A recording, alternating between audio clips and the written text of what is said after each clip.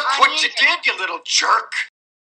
What's going on, jerk faces? Welcome to a brand new episode of the Circle of Jerks podcast. I'm your host, Rob, and with me today are, of course, Andy, as always. What up, How you guys? doing, Andy? And we have a brand new guest, a man by the name of Phillip Duke. I'm pretty sure he got a lot of John Wayne jokes as growing up as a kid. Yep. But he is the host of Making Tarantino, the podcast, and has become a good friend of myself. We talked about my guest appearance on his show, doing The Great Silence, a couple of weeks ago. So welcome to the show, Mr. Phillip Duke. How you doing, buddy? I'm doing good. I'm sorry that my camera isn't up close like you guys. I'm so far away. You're like, why so distant? Hello. Yeah, I listen to you guys all the time. Well, not all the time. Okay. I listened to several episodes, but yeah, it was interesting meeting new people and new movie people where I was like, hey, Rob, here's my phone number, on Instagram. I'm like, here's my phone number if you want to. And he's like, okay. And then he writes me and now we text each other. And it's like, okay, sweet. Yeah. Clearly your parents didn't have that talk about meeting strangers on the internet. Well, yeah. My wife is always like, who are these weird people? I'm like, no, they're friends. Are they friends? Have you really met them in person? I know, right? I saw them on my Our computer. internet friends, real friends. I mean, Well, we actually, Bill and I are planning on, he's going to be coming to town in next year. We're going to make a trip out to the New Beverly and maybe see some Tarantino spots together. Ooh, nice. When he's out here. So that'll be, so yes, we will be real friends. Yeah, in real life. exactly. Yeah. Then I'll be like, see, then I'll take a picture and I'll be like, honey, look, he's real. Now, if I end up dead in a trunk somewhere, you'll know. It's Cut this part or, out, or Andy. on the Cut back, that or on the part back out. seat with your head blown off. That's right. Yeah. That's right. Yeah. Bleeding out of his stomach in the back seat of my white upholstered car. He's trying to recreate Jackie Brown. Now it's like, Yeah. oh no. Yeah. Exactly. Yeah. Get in the trunk. Just rack the shotgun. All you got to do it, Rob. But yeah, we were, we're not reviewing a movie today, but we are going to be talking about kind of what got us into film. And obviously, he does a podcast about the films that made Tarantino who he is, whether it be films that he used for his own movies, inspiration for his own movies, or just ones that we know that he watched and loves. So yeah, we'll talk about that. So Phil, you're our guest. How did you get into film? Like, what do you remember? Like, kind of like what you're going to, like the theater for the first time, or like what movie just like really captured your attention and got you into film? I have a little thing prepared, and that'll be a jumping off point for all of us. But I wrote this a while back. I was trying to make a YouTube video of whatever promotion thing. But anyway, movies stick with you always, whether it be a certain shot or a specific scene. I love movies because they penetrate deep in your soul, and the good ones linger in your mind forever. First movie that I vaguely remember seeing in theaters was Pete's Dragon. My mom said that I cried so loud the entire theater heard me. I've always been a sap, and I wear my emotions on my sleeve. Movies can make a lasting impression on you and bring back great memories. My parents taking me to go see The Empire Strikes Back in one of the biggest theaters in Phoenix. I hadn't seen Star Wars yet, but that night I remember seeing Luke on a tauntaun in the snow, and that image will always stick with me. Feelings and emotions can be conveyed in small moments on screen. In the theater with my parents, watching Elliot crying over E.T.'s body in the box had me crying my eyes out. As Elliot walks away, he sees a dead flower come to life. He runs back to the box, opens it, unzips the bag with E.T.'s body in it. Then I hear, E.T. phone home. Now I was laughing and full of joy. Certain images you will always remember, things that have been with me all my life and keep getting added to with every movie I see. So those are the movies that I saw when I was young. Oh, nice. Okay, yeah. I remember because I had a weird kind of cinematic background. When it comes to like my dad and I, he loved a lot of like the counterculture, like kind of like the stuff that like Tarantino talks about, Mm-hmm. especially like a lot of like the car movies. So like Vanishing Point or Easy Rider is probably one of his favorite movies. We did an episode on we did an American Graffiti and Easy Rider episode. Those are two of my dad's favorite movies. So I grew up watching stuff like that. And like a lot of those, like kind of like we would have a lot of fun, you know, just laughing and watching exploitation films from like the 70s. So that's stuff that like my dad used to enjoy. My mom, she liked more of the femme fatale noir films.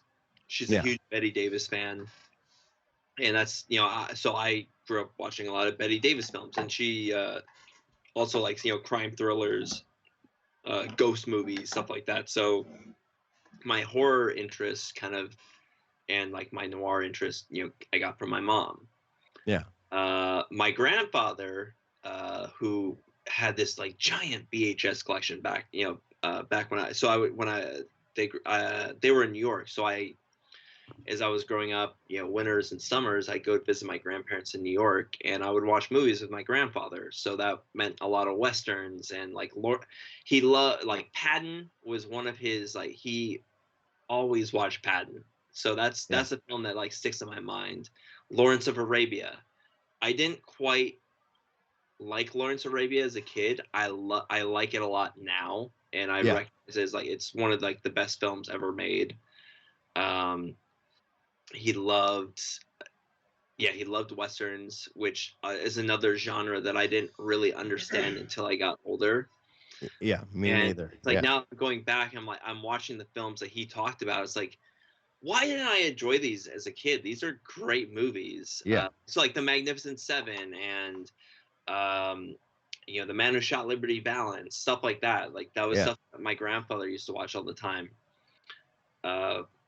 And like so now I think the film that really kind of got me on the road to like really enjoying film and kind of going back to those roots was a movie. It was Christopher Nolan's Memento. When I saw that for the first time, I was like, I didn't know this is even possible to do in a film. Yeah. It's just like this. It blew my freaking mind, and it just stuck with me. And it still sticks with me. I watch it to this day. I've probably seen the movie 20 times, and I get something new out of it every single time. It's great. And him looking for the pins when she leaves and he's trying to write down, "Don't trust her." That scene especially is like, oh shit, this bitch. That was brilliant. Yeah. I love that scene. Yeah. But yeah, like those are, you know, now that as I'm getting older, and now that we're doing the movie reviews, I'm like trying to think of like, what can we do? What can I introduce people to? And I'm going back to my past and like what I know.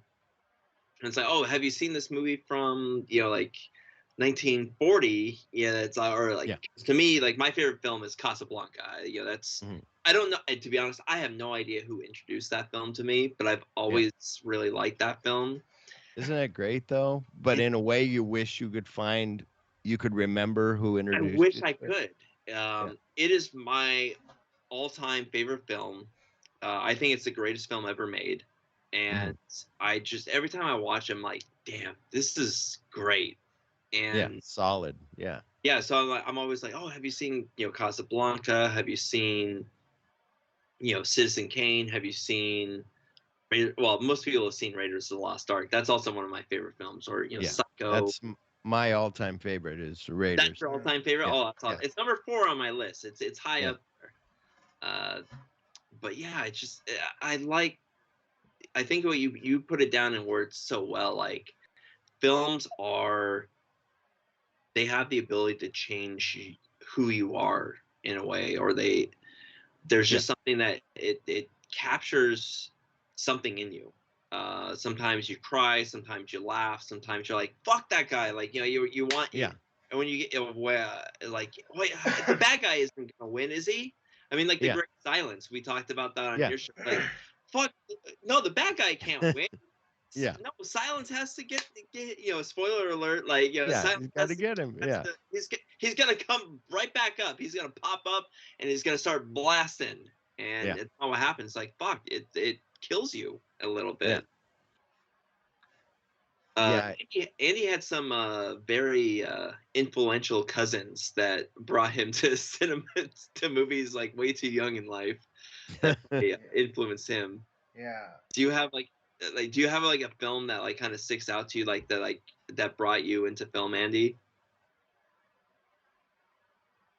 I guess, yeah, as Rob was relating, and anyone who watches our live streams knows, I constantly, whenever we get to the movie review, and then Rob's like, "Oh, when did you first get to this movie?" It's like, particularly if it's from the '80s, it's like, "Oh, well, my older cousins, they're supposed to be watching me, but instead they just put on a movie for themselves and like just made me sit there and watch it."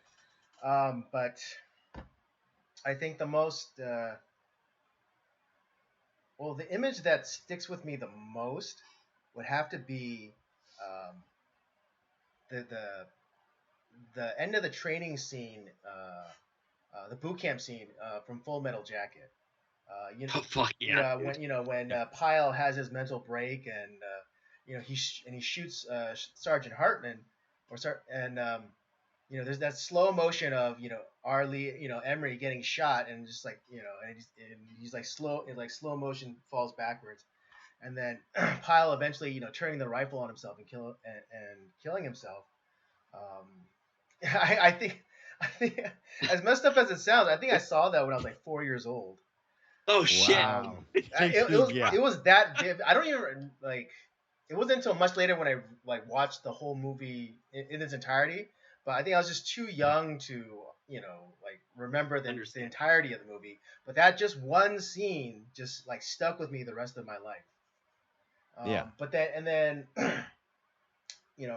after kind of getting over the initial horror of it, and then kind of growing up and watching the movie again when I was a little bit older, or a lot of bit older, I should say, and then and really being able to appreciate that scene, and like not just even from a story perspective, but just like a technical perspective. Because I mean, if you're familiar with our movie reviews and our live streams, I'm always talking about technical things, about a way a certain scene was shot or the lighting, and so yeah, just that scene, how it was composed, and all the technical things that went into it, just stuck with me for a very long time, which I think goes to my appreciation of the more technical aspects of movies, not more than, but but it's like it's an equal appreciation of the technical as well as the storytelling element of movies. Yeah, and when you first saw him, you were like, "Who is this guy? Like, who's this Vincent D'Onofrio guy? Yeah. Like, that's amazing." Right? So there's not only the technical of it, then there's the acting of it, and and you being like, "I know I shouldn't root for this guy, but fuck that sergeant." Like, yeah, I'm glad he killed him, but then, oh shit, he killed himself. Right. But also knowing like he can't survive out there. Like, there's no way Vincent D'Onofrio would have your back or be any kind of, Right. It's that speaking of that film, that film had, the way I viewed it before and after my time in the military is completely different. Because I mean, I liked it way before, like when I first watched it, but after going through boot camp, and after, where it's like I completely understand the frustrations that those other recruits had against Pyle. Yeah. Because trust me, we had shitheads like him too that just couldn't figure it out. I mean, oh dude, we had a guy who was trying to iron his fucking shirt with a book. And it's just like, what are you doing? It's like, now we weren't gonna do a blanket party on him like they did to Pyle, but fuck, dude, it's like, you're fucking everything up. Like, we are having to do extra shit because you can't get your shit together. Like, you can't take the dude won't even take a shower. It was like, come on, like, get your shit together. Are you saying that you did some code reds in your day? Yeah. Yeah. I'm not saying that I didn't. We didn't. Oh, now who's Jack Nicholson? Did you order the code red? Yeah, Yeah, exactly. be crystal clear. But then, like, I didn't go into like I was fortunate enough not to have to go into a combat situation like a lot of my friends did. So like that aspect I don't know firsthand, but I from the stories I hear, it's like I know our friend Santa Claus. He can't watch that part of the film. It's too. It brings back way too many horrible nightmares that he just doesn't want to relive again. And Yeah. I don't blame him because it's fun. Well, and especially back then, my dad was in the Marines around that time, and he was saying, yeah, they could beat you, they could do whatever. Like, it wasn't like now, also, where you're just like, here's my card, my stress card. I want to use that. I don't have to do PT because I'm stressed out. Okay. And you Watch get that like that's three shit. cards. Yeah. And it's like, oh my gosh. Like, yeah. I think partly my love for military or movies about the military stems from my dad too, because my dad was a Marine in Korea, and he fought in Vietnam, and he doesn't really talk about it too much, but he's still there are certain movies that he kind of stays away from. Mhm. So Yeah, I Yeah. know. Anything like Platoon, Full Metal Jacket, Apocalypse Now. I know our boy Santa. He just can't watch those anymore, and I don't blame him. He loves I, World War II films though. He yeah. any other war, he's like, Yeah. yep, I'm in. Like, but no, just Yeah. he can't do Vietnam, and you know what? I completely understand. Just like I would imagine that there's a lot of World War II vets who didn't want to watch a lot of World War II films. Yeah. Yeah. Um, Yeah, I used to know a tunnel rat from Vietnam, and he said the movie that is more genuine, authentic to Vietnam is Hamburger Hill. I He have said not that seen was that one. yet. I've heard of it, He's haven't like, watched that's it. one. And what's interesting is it is kind of the military of like, take that hill, they take it, they win, then they lose, and then they have to take it again. Like, it's all like, get the ground again, go get it, go do it again. What's that? I'm trying to think of what's that Greek mythology story? It's like Sisyphus pushing the rock up a Oh, hill yeah, and pushing the it's rock coming up. back Yeah. down. That's exactly what that movie sounds like to me. Yeah.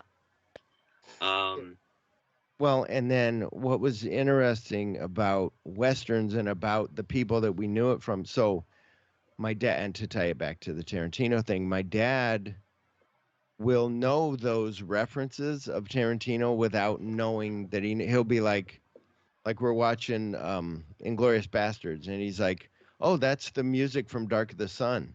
And I'm like, "What?" And he goes, "They played it in the vet when they're in the vet, like torturing her, putting the finger in the bullet hole."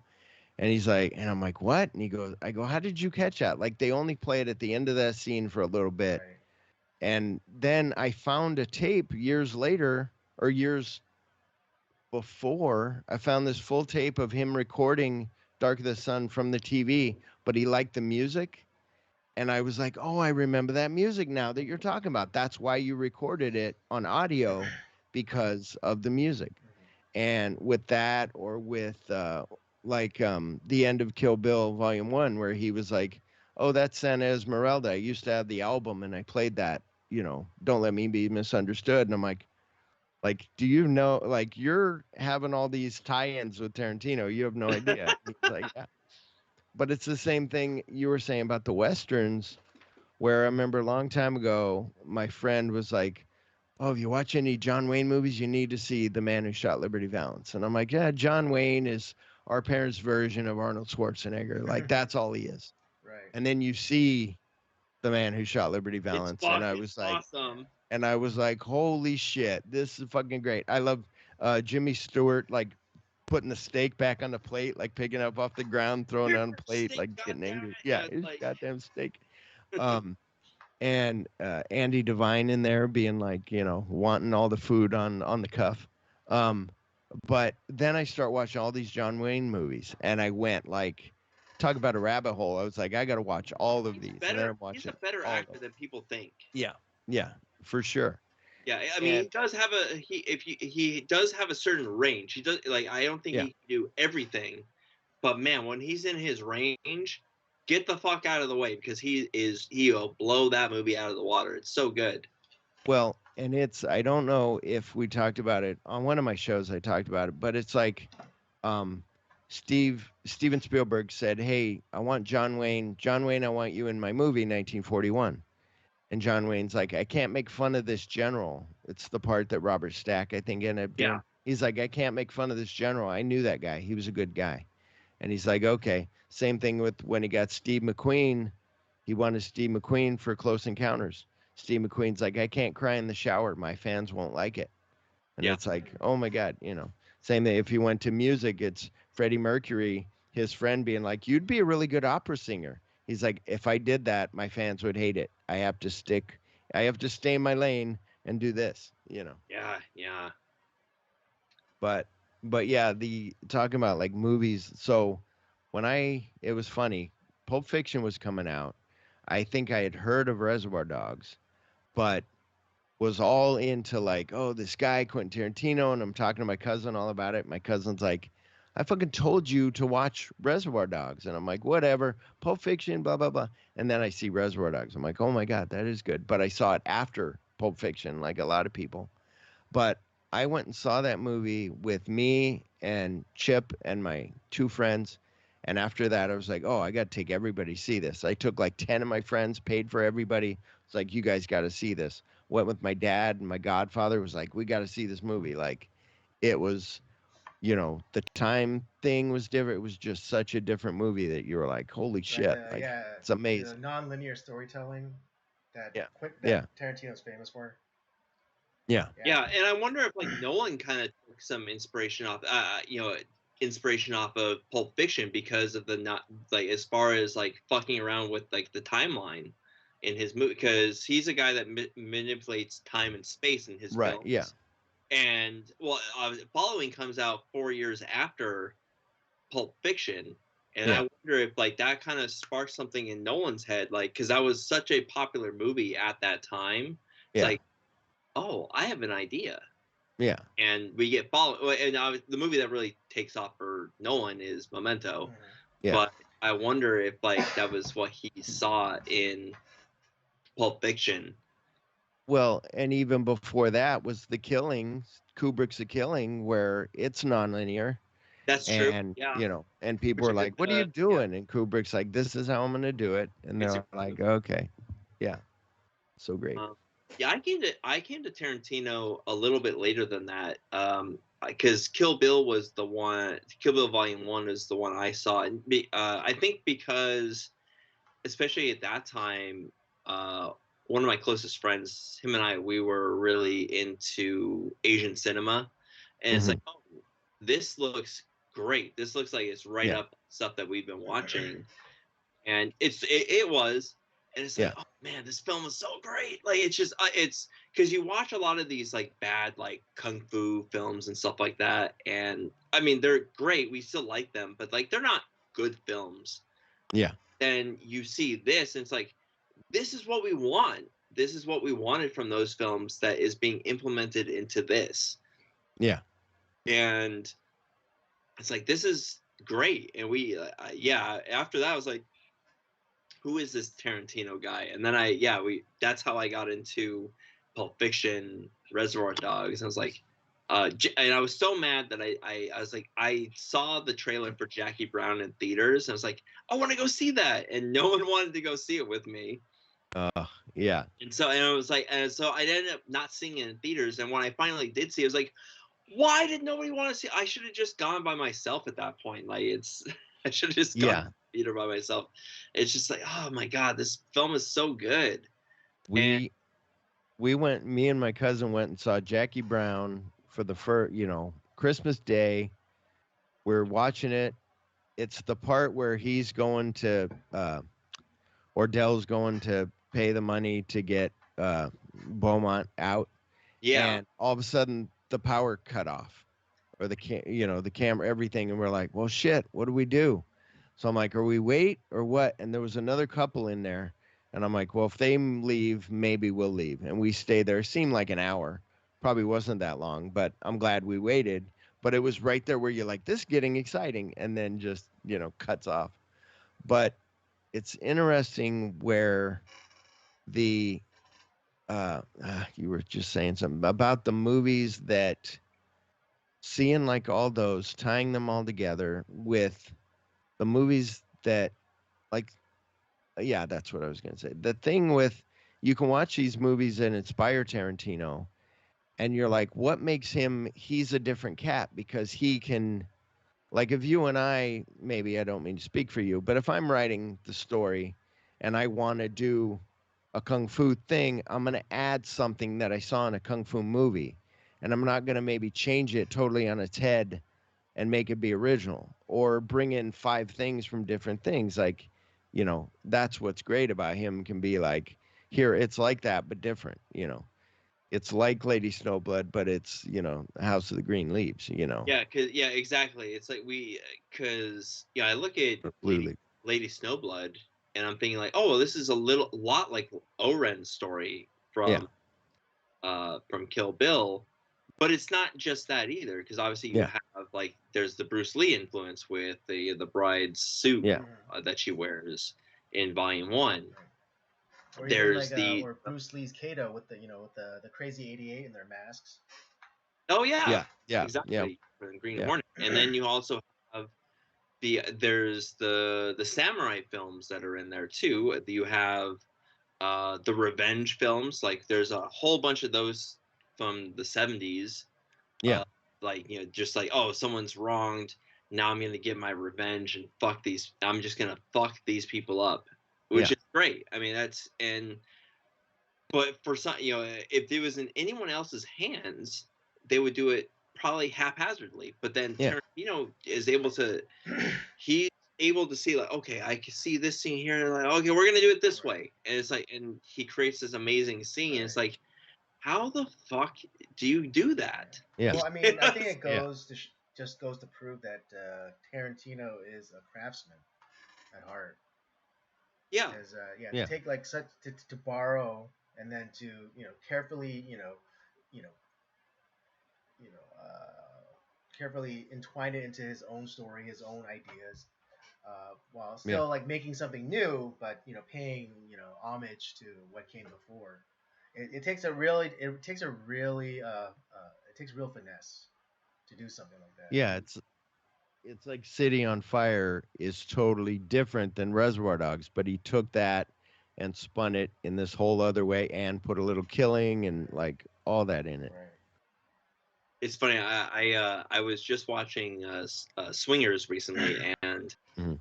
the what's funny about that film is because they talk about Tarantino in that film, and this is I mean, this is a couple of years after Pulp Fiction, but they're talking about and there's it's, you see the Reservoir Dogs theatrical poster behind them as they're talking about this, and because they're all like these budding actors that are trying to get into the business, and they're talking, it's like, oh, they're talking about movies like, oh, that's who Quentin Tarantino's, he's a hack, he's just stealing. I was like, everyone's taking stuff off of everyone else. And then it's funny because like literally the next scene after that is that slow motion walk from Reservoir Dogs. It's like, I was like, yes, that's a brilliant scene. Like they're you have the guy that's fucking, talking shit about Tarantino, and then you have the other actor that's backing it. It's like, no, it's Reservoir Dogs is one of the greatest films ever made, and who cares if he's taking it from something else? Like, everyone in Hollywood steals from everyone else. It's okay. Yeah. Right. And then they have like, all right, let's go to the party, and they're all like in that slow motion walk going to the party. It's like, that is brilliant. And then don't they also talk about like Scorsese, like the thing from Goodfellas, like following through the kitchen? Because they're comparing Scorsese to Tarantino, and like how like, oh no, Scorsese's the best. Like Mean Street's like one of the best films ever made. It's this great scene that it's it's great. It's really funny. No, it's it's interesting. I just I figured I'd tell a little bit about my podcast because that hopefully will branch me off to something. But before I was doing a podcast of just my love of film, like, oh, I love Smokey and the Bandit. Let's do Smokey and the Bandit. So me and my cousin would do Smokey and the Bandit and Cannonball Run.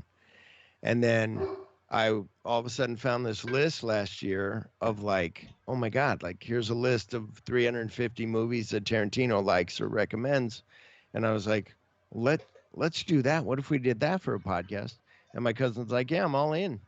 And he was for about 50 episodes and then was like, this is too much. I can't watch these like because they're like you said, not maybe Lady Snowblood for him might have felt like homework because it's like Japanese and I got to read something.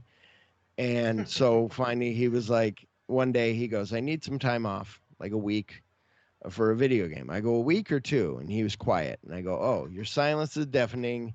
Do you not want to do the podcast anymore? And he's like, yeah, I don't think so. And I'm like, well, shit, now I'm screwed. What do I do?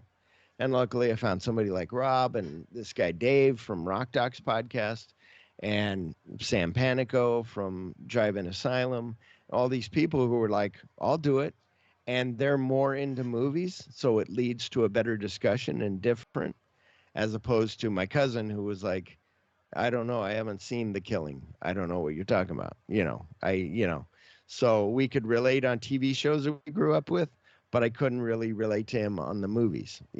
Yeah, yeah. So it kind of I make jokes with him where I go, I'm glad that you left because that was the best thing that ever happened to the podcast was you leaving the podcast.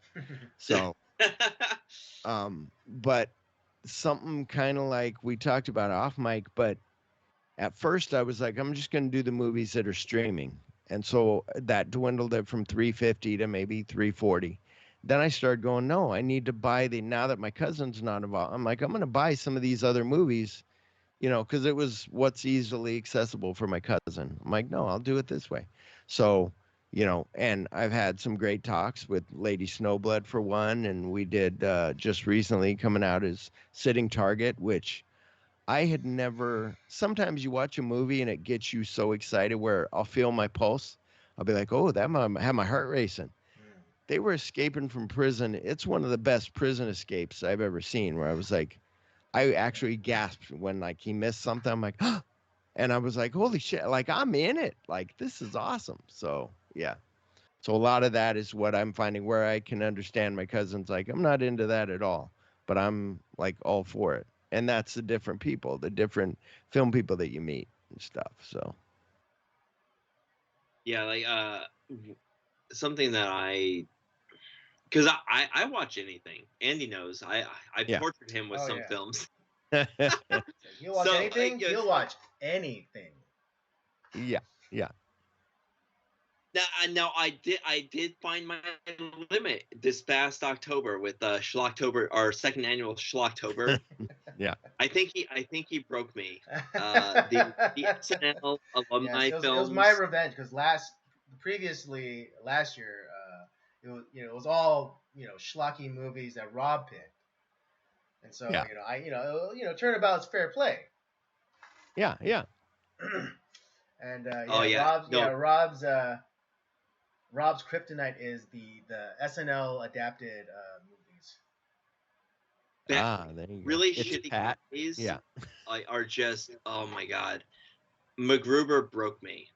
That movie fucking sucks. Yeah, MacGruber, was. they did a series. The series was fun. I think that was Was the better series than good? the movie. I couldn't bring myself to watch the series. I was like, I couldn't do it.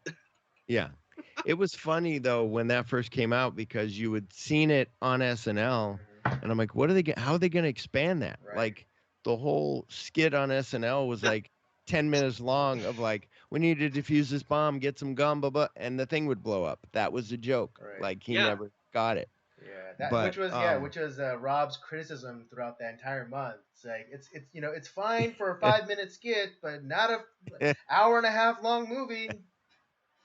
But what's interesting is, like you said earlier off mic about us talking about my love of ET, and when you were on my show, you were like, I guess people do like ET. Like we talked about 1982, The Thing, Blade Runner, and ET. Nobody much talks about ET, but every movie, like we're bitching about MacGruber. There's somebody out there who's like, forget Casablanca. MacGruber's my favorite movie of all time. Like it's fun, dumb fun. And I want to Yeah. ask why.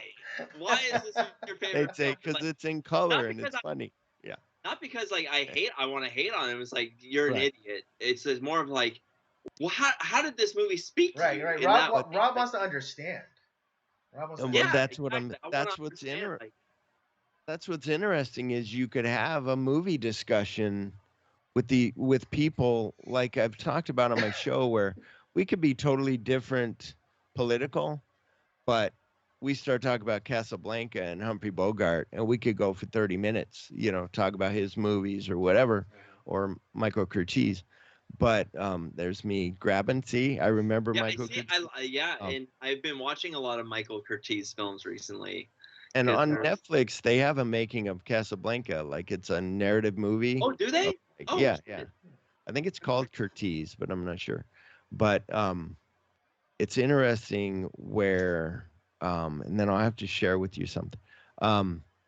But it's that thing where, like movies, like if you got that guy in a room with you or on the phone talking MacGruber, hopefully you wouldn't pan on him and he could maybe get you to lean a little bit like that was a funny part. I kind of get it. You know what I mean? Like you would still be, it wouldn't change your view of Casablanca, but it might change your view of just like me talking about ET where you're like, oh, that's a sweet moment. I get, you know, film, the power of film was what that point of ET for me was. Like that made me show like 1 minute I'm crying, the next minute I'm laughing. Now I'm on this joyride to the end. My mom's crying because he's leaving. I was crying because he died. She's crying at the end when he left. And I'm like, no, it's happy. He's going back home. So Yeah, I always talk about like Rocky is a movie that makes me cry all the time. Yeah. It's just like I've seen that film so many times, and that just like him, just like he doesn't care about the cameras or the microphones. Like he just wants to see Adrian. It's like, yo, Adrian, we did like that Yeah. fucking scene gets Yeah. me every goddamn time. I don't know why. Yeah. But it does, and it's just like especially the first two films, I cry every single time. It's just like, oh man, like that moment is just so powerful because especially because the first one to me is the best one. Yeah. Because it's not about Rocky winning. His only concern is like I went the distance, and the only person that he wanted to share that with was Adrian. He didn't care about like the limelight or any of that other stuff that Apollo and everyone cared about. He was like he just wanted to share that with Adrian, and it's like, yo, Adrian, we did it, and it's like, yeah, like I get that, and it makes me cry every single time. Yeah. It's great. That was a movie that I saw back in the day because it was like, oh, you're supposed to see it. I need to revisit it now that I'm older and really dive in because it's on our Making Tarantino list. But it's same thing with, I get choked up every time on Forrest Gump when Forrest says, is he like me? But he chokes for a little bit. He goes, is he like me? And she goes, no. Like that's one where you're like, there's a big lump in your throat, and you're like, yes. Yeah. Yeah, exactly. Oh, I forgot about that scene. Yeah, that's a powerful scene. Although Yeah. I think just thinking back on that scene, I think what would have made it possibly more touching is if she, first like kind of like a misdirect. She could have said, she could have said yes, but then it's like because he has your heart. He's got a big heart. Yes. Yeah. Me and Phil on the same wavelength there. Like that would have been even like more like, oh exactly, shit. Exactly. Yeah. Yeah. Oh, so another movie too that like kind of gets me that way, that Andy introduced me to, and he'll know what I'm talking about. Best of the Best. Oh yeah. So when he introduced, because that was one of the films that he chose. That he's like, we're gonna review this film. It's one of those movies that I grew up with as growing up as a kid. Yeah. He showed me the trailer. I was like, what the fuck is this? I pulled like the greatest rope-a-dope ever because I let him watch the trailer and it made it look like some like straight to video like piece of shit. Right, like you thought it was gonna be like all hokey, and Eric Roberts was in it, so it's like, oh, Eric Roberts. It's like, Andy, what are you getting me into? And then he watches it and he comes back and And I was like, dude, I was fucking crying in that film. It's like, it's so heartfelt. I'm like, Andy, like this Yeah. is one of the greatest films ever made. What the fuck? This is so freaking good. Actually, I might have to introduce that on Cinemigos as well, just because I don't know if John has seen it. So I might have to introduce it. It's like, it's so fucking good. I love that film. But yeah, the trailer is so deceptive on that one because it makes it look like a shitstorm. It looks Looks like, terrible. yeah, direct-to-video Bloodsport or something. Yeah, Yeah. exactly. But with Eric Roberts. Right. Yeah. Although I did. So speaking of Eric Roberts, I did watch one of the worst films probably ever made. It's called "It's a Cat" with like an exclamation. Oh, wow. It's like, Yeah. So the voice of this. So there's this cat that goes around that is able to talk to people. I mean, Mhm. this is live action, by the way. This is not animated. Right. But it only talks to certain people, and there's all these like weird hijinks that are going on with like these two families, and Eric Roberts is the voice of the cat, who, from what I found out, is that all of his lines were done like he recorded his lines like in some sort of bar in like a couple of hours, and he's like, here you go, and they gave him like I think $1 million, and the budget is like 1.5 million. So it's like the Oh my entire gosh. budget was Eric Roberts. Like, Oh my and it's gosh. like, Oh my gosh. I trust me. Watch this film. It's like, but watch the riff tracks version of it, because otherwise it's unwatchable. Right. Yeah. It's so bad. It's like, why would you do this, Mr. Roberts, Mr. Eric Roberts? Why would you do this film? It sucks. It's so bad. It's because Julia Roberts hates him, so he has to go do direct-to-video things. He's on a King of Queens episode that we just watched the other day. Oh what? Oh man, where they're like doing paintball. Ah. I forgot about that. Yeah, he was like that's a show I used to watch all the time. It was just that one episode, but yeah, Yeah. he plays like a special paintball guy. I was trying to think of something that choked me up. It's like at the end when I first saw The Man Who Shot Liberty Valance. I don't want to ruin it for anybody, but there was an end part where when he's like print the legend, and you're like, you're choked up because of, the whole thing. Like, oh, so good. The best Western ever made, even though Andy doesn't agree with me, but that's okay. Okay. Well, You'll never, High you'll never Noon. let it High go. Noon is good. Yeah, not the best Western. It could, because you Oh could my- put that. Thank you. You could put that. You could put that in any time and make it you could rewrite that as a modern day. You could rewrite that as absolutely. noir. Best Western. Oh, now you've opened up a conversation. Best Western ever made. Once Upon a Time in the West. So or if I was going Stagecoach. So now, but here's the thing: do you put spaghetti I westerns? knew Rio Bravo. Yeah. Do you put spaghetti westerns in with American westerns? I would think so. It's a Western. It's got Western in the title. It's true, but like they're so different. Like Right. A Fistful of Dollars is not High Noon, or it's. I don't even think it's in the same fucking category to me. Right. Because if I was going spaghetti westerns, I would honestly I would put The Great Silence as the best spaghetti western. Mm-hmm. But if I was going like for me, the best western is The Man Who Shot Liberty Valance. But an argument can be made for The Magnificent Seven. High Noon is in that category. I think The Professionals belongs in that category. Yeah. The Wild Bunch. Yeah. Now the Wild Bunch is also very inspired from the spaghetti westerns. That's an American western that is inspired by spaghetti westerns. Yeah. But then you go into like your modern westerns. Like I think Andy would choose Tombstone. Am I right, Andy? Oh yeah, absolutely. Open Range. I have not seen Open Range. Oh, you need to see it. Yeah. Kevin Costner and Robert Duvall. Oh, You know what? I'm familiar with it, but I haven't seen it. I know what western doesn't belong in that category. That is Is what? Wyatt Earp? Wyatt Earp. Oh. How Fuck. dare you, Lawrence? Lawrence, what's his name? Wyatt Earp is good. It tells more of the real story than Right. say Tombstone, but I hear you. Yeah, man. Yeah. But well, it's just like Deep Impact and Armageddon yeah. came out at the same time. Volcano and Yeah. So you know, here's all the those. story. So when they were making Tombstone, the initial guy that was supposed to be Wyatt Earp was going to be Kevin Costner. He turned it down to do the film that became Wyatt Earp. Yeah. And then we get Kurt Russell. Kurt Russell in that.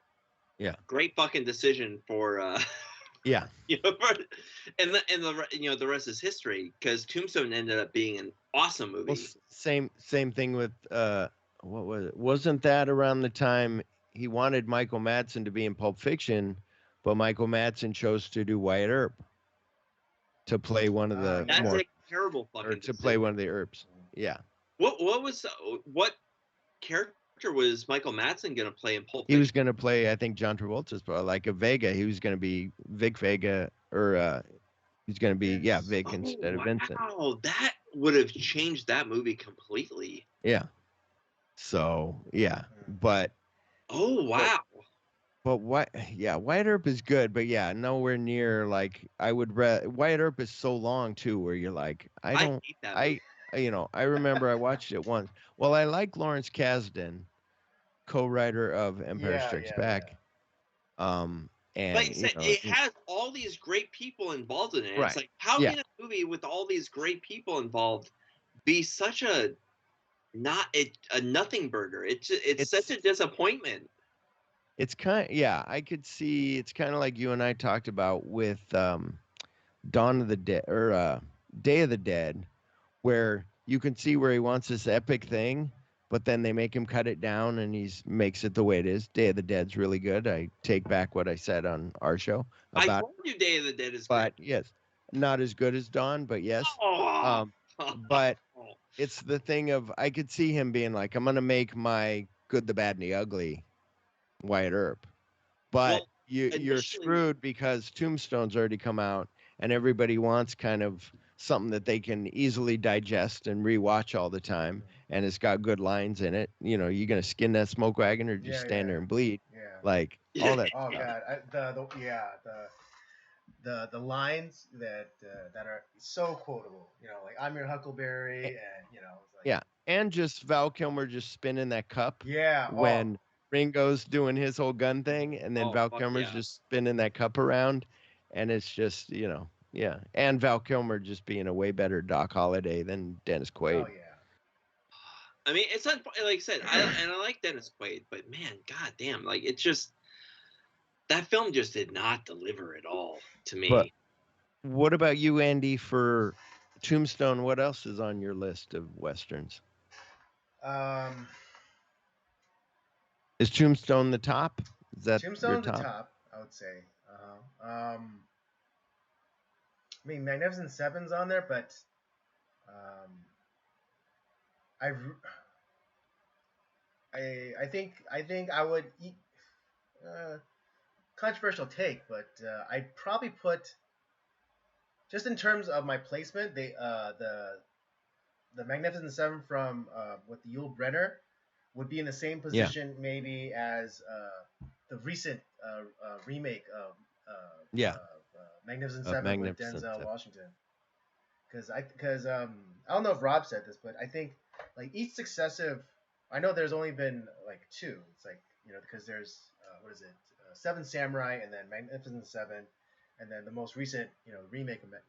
But each translation or remake, I think, has made the story better.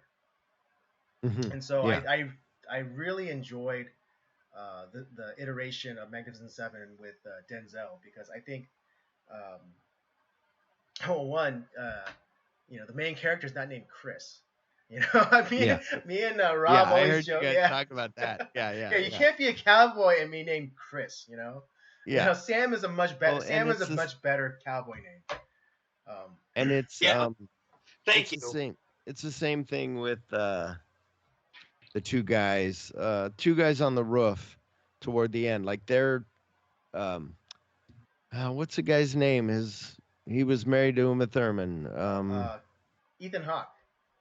Ethan Hawke. Yeah. Him and that guy, Uh-huh. like their camaraderie with each other were really good. Yeah, yeah, yeah. Like but yeah, it kind of changes as you go. But yeah. I see, because I see like the remake of the Magnificent Seven. Like everyone's like, "Oh God, here we go, a remake of like this great classic." Yeah. But where Antoine Fuqua, I think, did a great job is that not only I think he added to the story, not just like wasn't just like trying to carbon copy what the Magnificent Seven did, but he's like, okay, well, let's flesh out, like, let's give a little bit more of a story to the villain. Like, why is he doing what he's doing? Let's add some other elements here, and I think he casted very well in that film, and it ended up being really good. And obviously, you get like the great score.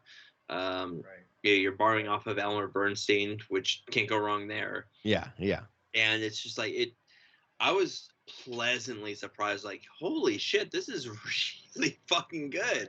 Yeah. I think really quickly, I think it's probably one of the most honest portrayals of male like camaraderie, like in film. Yeah. You know, it's like because they're like they're poking fun at each other, they're bullshitting.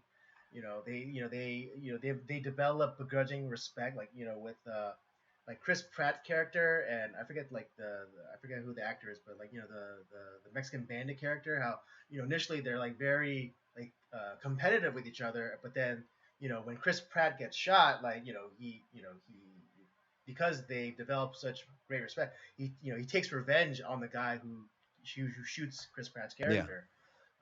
And also with Vincent D'Onofrio's character, how he's kind of like the big burly bear, and like he's an Indian hunter, but then like him and the Indian kind of come to like this like kind of begrudging respect, like where it's like he speaks English, and then like Vincent D'Onofrio's character's like, "What, you little shit? You can speak English?"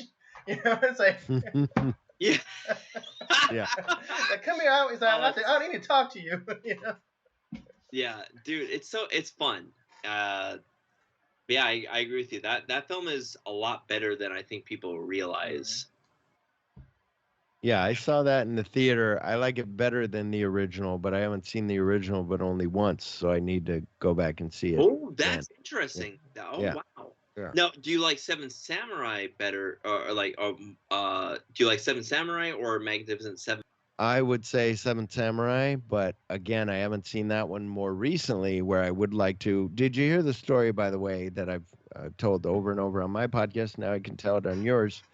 The Steve McQueen story when it's him and Yul Brynner. They're doing the scene. They're up on the stagecoach. He's riding shotgun, and he pulls the shell and he shakes it. And he puts it in the gun. And he pulls another one and shakes it. Yul Brynner's like talking to the director. What the fuck is this all about? Why is this guy fucking doing this? He's stealing my spotlight. He's got to shake the fucking. What does that even mean? But Steve McQueen knew how to bring everything on him. Like, I'm gonna make people watch me. It's that it was all he was chewing the scenery. And he knew it's like because his character, he was trying to give his character more like cachet, and like because he was not at that time. Steve McQueen was not Steve McQueen. He was just up and coming. He was TV actor coming up. Yeah. So he had to do what he felt like he had to do to be an interesting story. I don't know if you knew this. I'm sorry to cut you off, but I got excited. Did you know Vincent D'Onofrio used to be the bodyguard for Yul Brynner? No. Whoa. Before he became like an actor and stuff, he was like his bodyguard. Yeah. Holy shit! Yeah. Pretty interesting. I think the other what was the other Western I was thinking? Oh, The Professionals for me. That's another one that's really great. And it's similar to like because I know Yul Brynner and Steve McQueen kind of had their spats on set together. Mm-hmm. When it comes to The Professionals, it's great because like on what we get on the screen with Burt Lancaster and Lee Marvin, they look like they're the best of friends. Yeah. They fucking hated each other like during the filming. That's what they say about Gentleman, Officer and a Gentleman. That love story works, but they hated each other. Richard Oh. Gere and her. Here. Yeah. Really? Yeah. Wow. It was like, oh my That's gosh. Like, funny. yeah. Awkward. Yeah. Exactly. Man, that's why it's wild to hear those stories. It's like, damn, these guys are fucking professionals. Because I want to be honest, like when I was watching The Professionals for the first time, I was like, oh man, these guys are like the best of friends. Like they must have like had this like great chemistry on set. It's Yeah. like, no, they fucking hated each other. Right. They were Yeah, actually was it- scared, like when they had that scene together when they're on the top of that like mountain and like scoping out stuff. They were worried that they were going to try to kill each other, throw one of each other off the mountain. Like it was like they're like, what's going to happen? Yeah. Oh Yeah, man. wasn't that also the case? Was that one with Bruce Willis and Sunset. yeah, there it is. Oh, With James Garner. yeah, James Garner. They Yeah. fucking hated each other. It's like, dude, I would have loved to have had more Sunset movies, like with That James ties into Garner. our Wyatt Earp. Yeah. Yeah, going back to that, I was gonna bring that up. It's like, yeah, it's kind of a spin on like the Wyatt Earp, Tombstone story. But I could see that. We did Saturn 3 on my podcast, and that happened with Farrah Fawcett comes on to act with Kirk Douglas, and Kirk Douglas is like, this fucking TV actress is coming on. Like, who the fuck is she? Like, I know what's best. Can't she take her top off? And they're like, no. Like, yeah, he's fighting naked with his, no pants on. I don't, it's like I just came to watch the movie for the naked Kirk Douglas. Like, it's Yeah, exactly. Yeah, I'm trying to check when's his dick coming to come out. Hang on. Fighting Harvey Keitel. Kirk Douglas, like he's such an interesting. I am a fan of Kirk Douglas. Mm-hmm. Yeah, he did have, after his stroke, he did have a change in his lifestyle, like, and he ended up becoming a better person. Yeah. But my God, like, yeah, he's kind of an asshole, and like a lot of the characters he played, he was a great, like Ace in the Hole. He's an asshole in that film, and he's great in it. Yeah. Champion is another one. It's a great boxing movie. If you're looking for good boxing movies, he's a fucking dickhead in that movie too. Mm. A lot of films that he was in, like, he's just not a good guy, and it was more of a reflection of his real character. Yeah.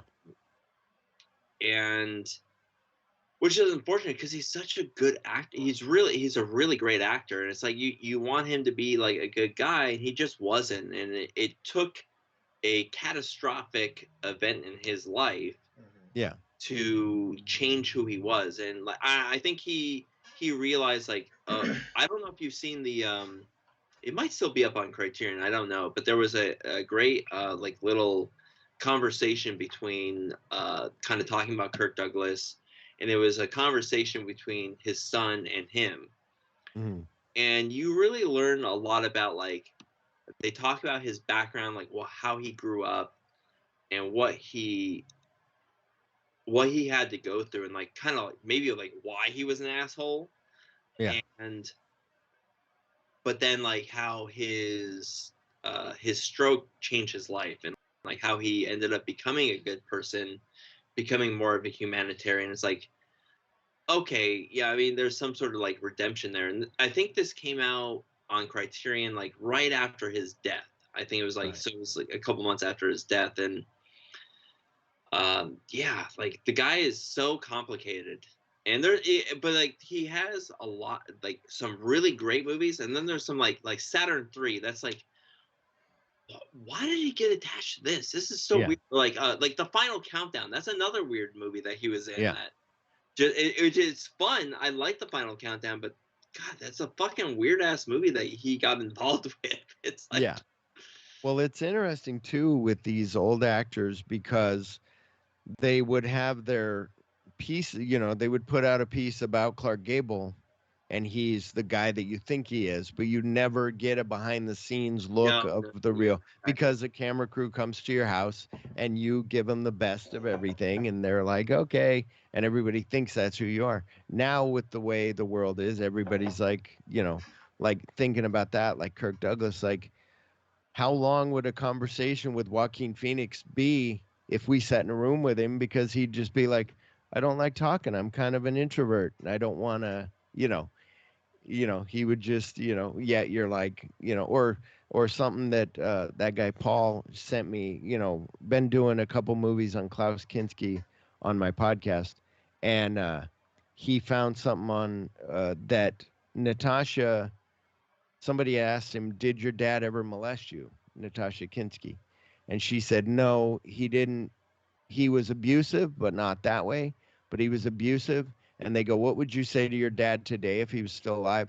She said, "I would hope that he's in prison.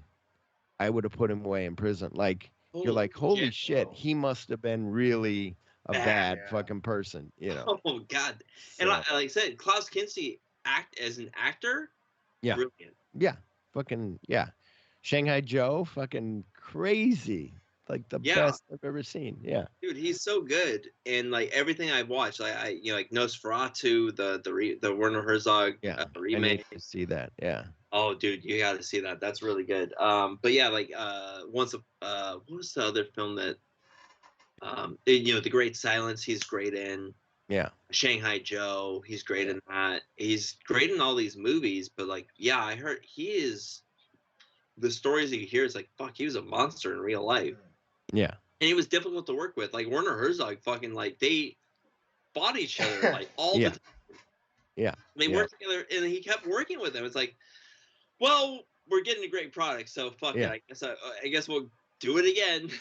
Yeah. It's like I said on the Shanghai Joe episode, where if you're paying him the most money out of the budget to be in this movie and he puts what he did in Shanghai Joe, you're like, holy shit. Like, yeah, it's worth it.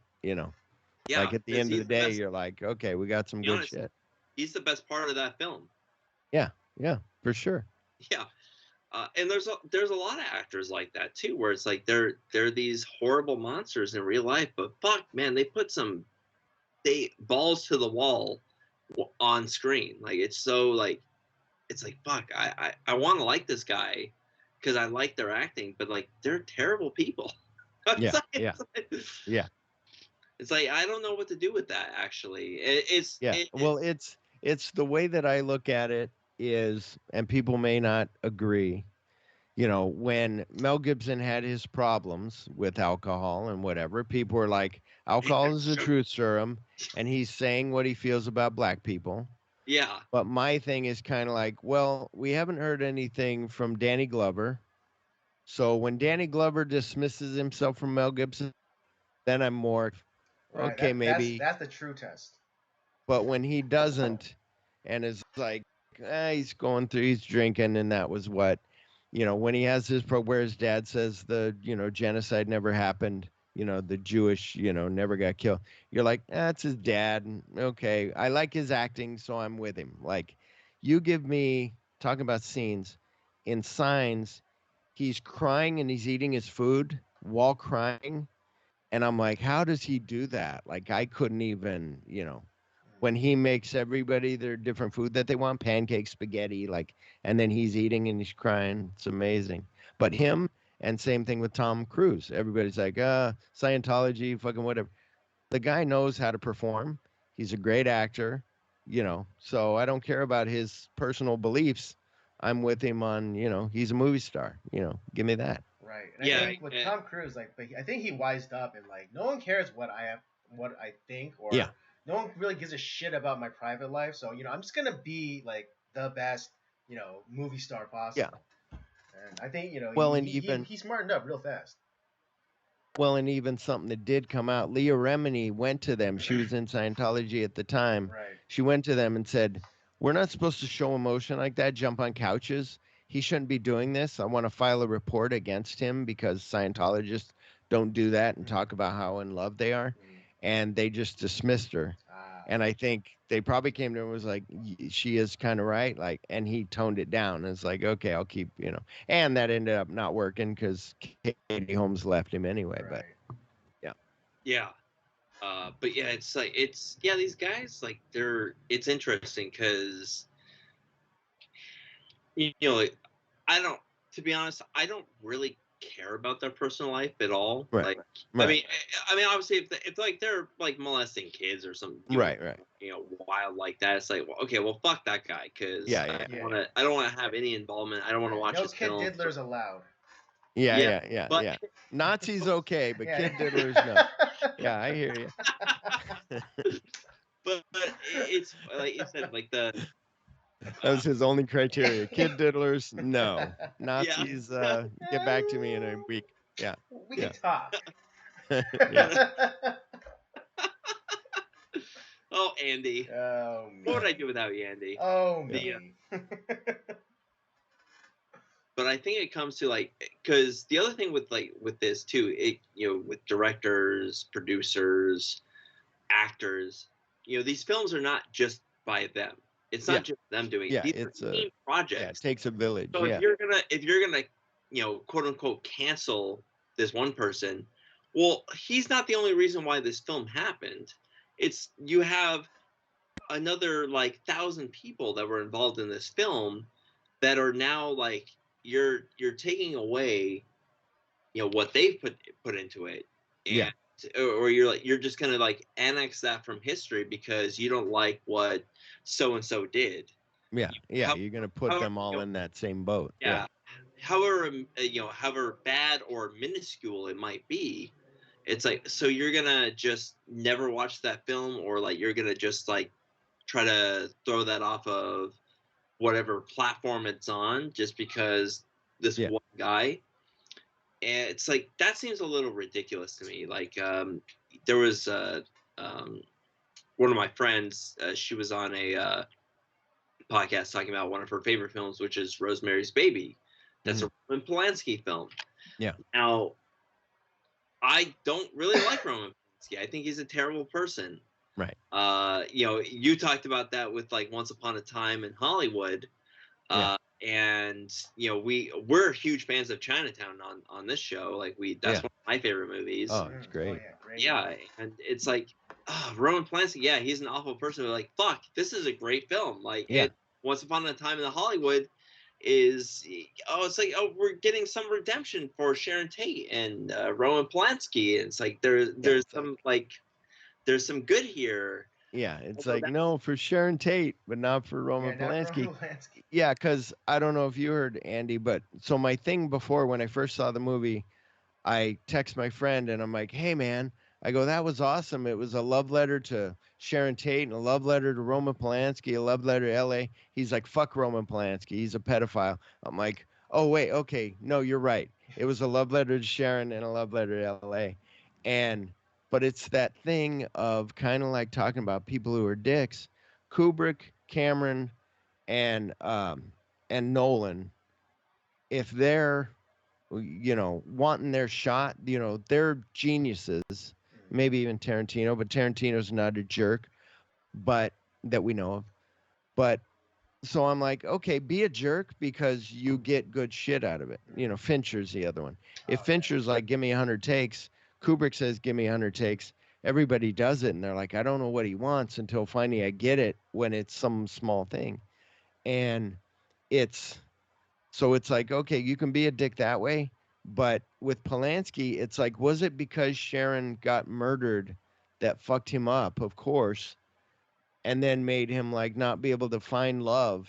And so he takes it out on a 13-year-old that, Quentin at one point, he took back what he said, but he was like, that 13-year-old knew what she was getting into. Yeah. And people were like, what? Yeah, What the that was a bad take. He That was was like, a bad take. He was like, wait a minute. Yeah.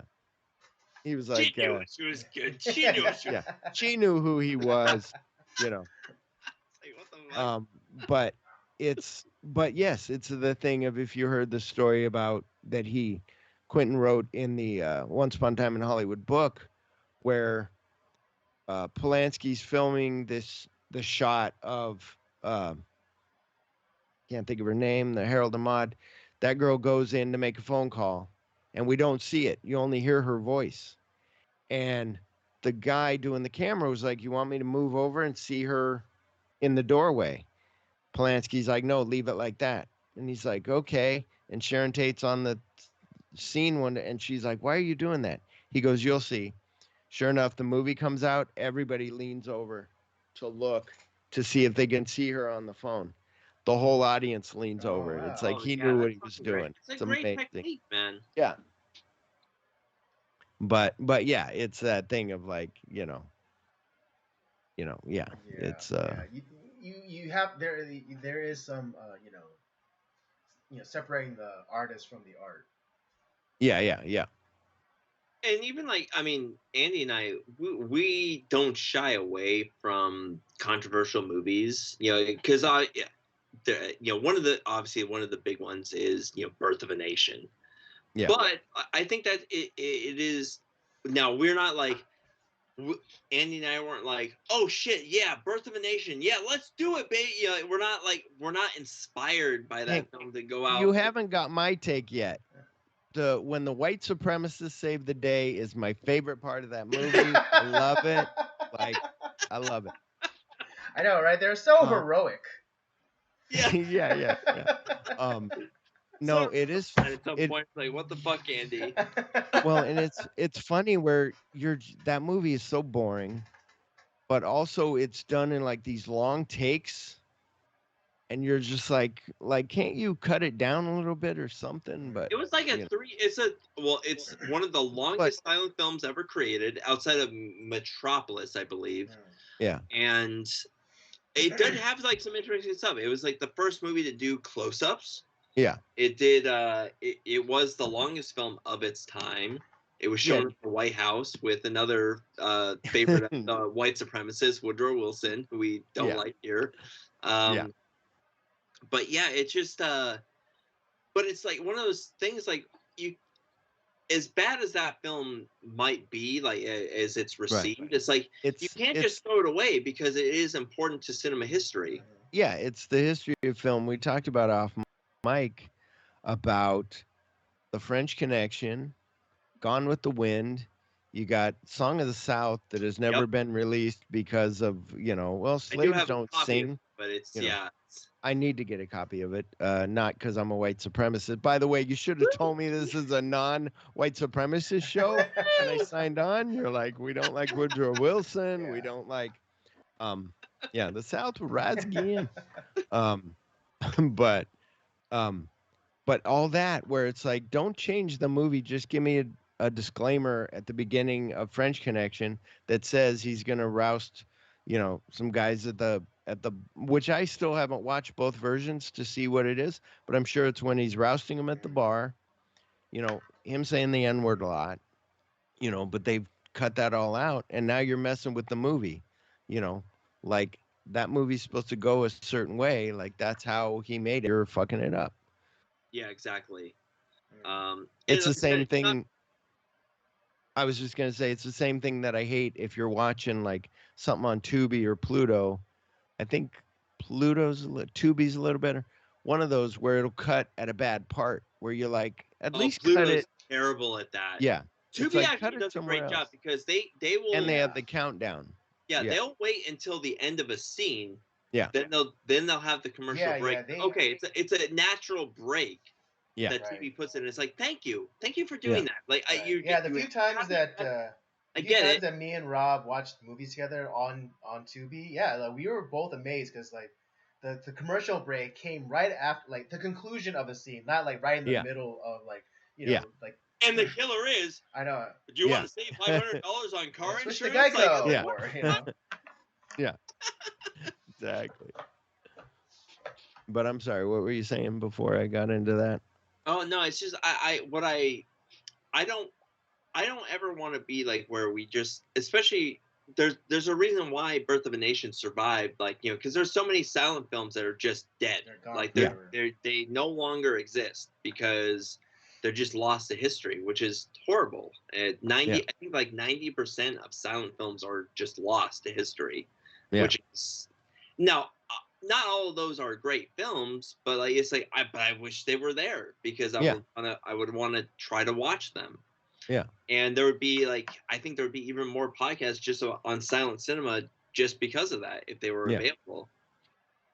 But I never want to have a film censored for whatever reason. Now, I don't want to watch every film. Right. Like there's a few films I'm like, no, I'm out. I don't want to watch that. I don't want to watch the Human Centipede or a Serbian film. Or Two Girls, One like Cup. Those or Cannibal Holocaust. Those don't appeal to me. Like, I do have a limit to what I will watch. Yeah. But it's but when it comes to certain films, the language is questionable, or the some of those rape revenge films, like Revenge, or what's the I'm trying to think of there's a one from the 70s. The Last House on the Left. I Spit on Your Grave is another one. Yeah, same. Now, is that a film where we're like, woo, I Spit on Your Grave, awesome? It's like it's a horrific film. Yeah. But I don't ever want that to be censored for any reason. I don't want the language censored. I don't want the material censored because I want the vision to be put out there, and you as a person have to choose, do I want to subject myself to that or not? Yeah. That should be the criteria. You have to have the onus on yourself of what you want to put in your eye holes. And it depends on who it is watching it. If somebody else is watching something like that, they could get off on that. Oh, I'm gonna go now and rape some girl in the woods. Yeah, exactly. Yeah. But yeah, at least put it's movie history, and it's just, it's the thing, like back in the day for a long time, I think finally it's available, but in England they couldn't watch Clockwork Orange. It wasn't available because it was so, and and all that satanic panic stuff where everybody's like, no, we're taking this off, we're taking that. So you had to hunt down Cannibal Holocaust or whatever, which is a crazy film. It's animal abuse, and I don't like it. But yes, that was and Serbian film I've seen. It's filmed well, but it's I have no interest in that. I'm just I've heard people talk about it. It's like, no, I'm good.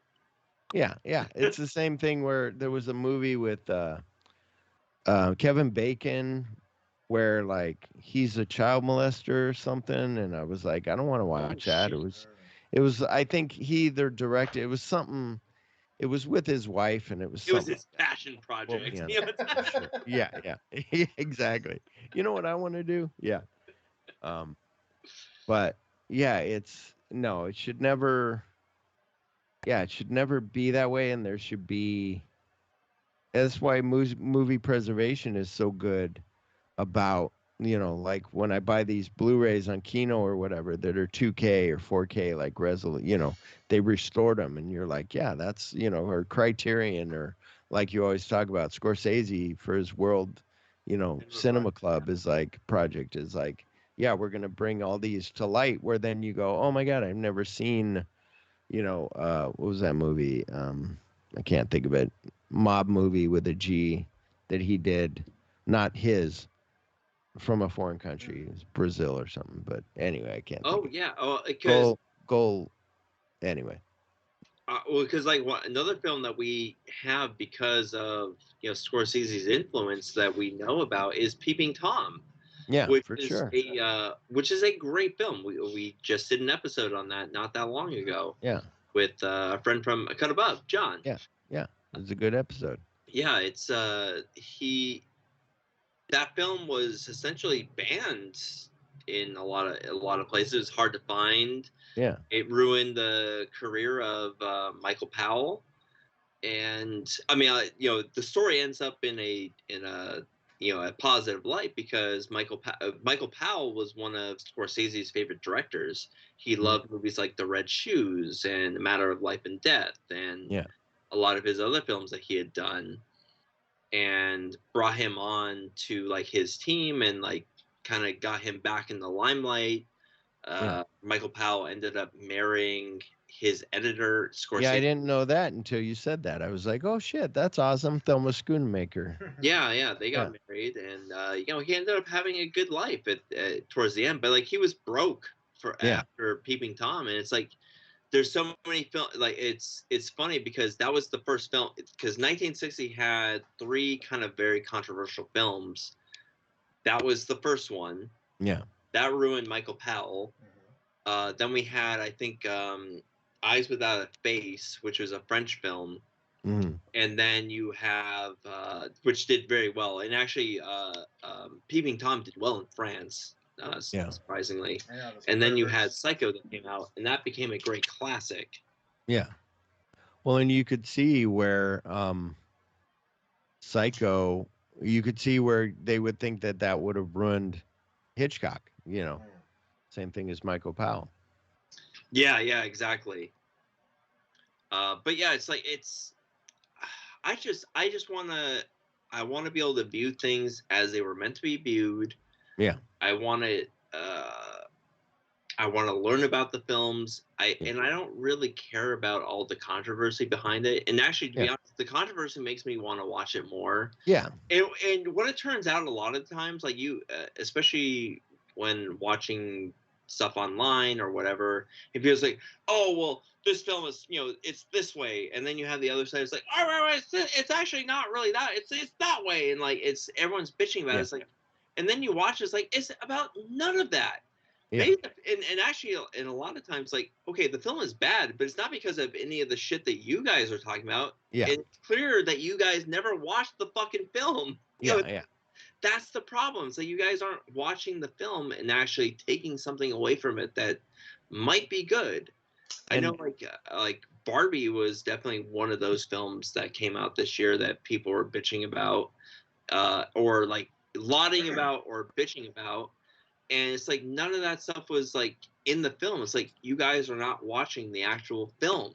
Like, and I've actually heard like good things about it. I'm like, okay, like maybe it's something that like I might end up watching. It wasn't something I was gonna watch in theaters. Yeah. And I ended up watching Oppenheimer instead. Yeah, me I think too. it's a great choice. Yeah. But it's because I'm a Nolan fan. I'm gonna watch the films. Yeah. So. No, that's where there was something that I recently found was like this 3-hour cut of Superman the movie. Oh wow. From 78. Oh, and the what it is. So like before, no, this is even.